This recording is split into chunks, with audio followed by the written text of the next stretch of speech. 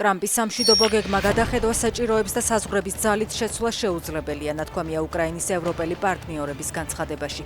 დიდი ოცეულის სამიტის ფარგლებში მათ დღეს საგანგებო მოლაპარაკებები გამართეს და ტრამპის 28 პუნქტიანი გეგმა განიხილეს.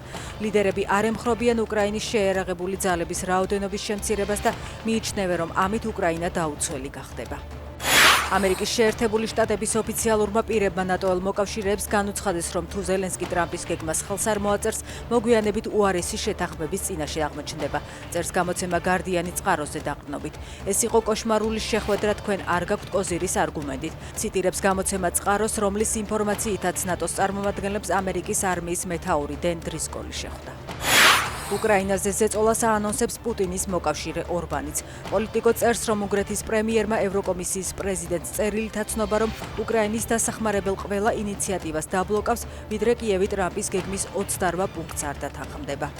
ლუკაშენკომ 31 უკრაინელი შეიწყალა, ისინი სამშობლოში დღეს დაბრუნდნენ. შეწყალებულებს შორის ყველაზე ახალგაზრდა 18 წლის მარია მისიუკია, რომელიც 2024 წელს სხვა 6 მოზარდთან ერთად დააკავეს და სავარაუდო ტერორიზმში დასდეს ბრალი.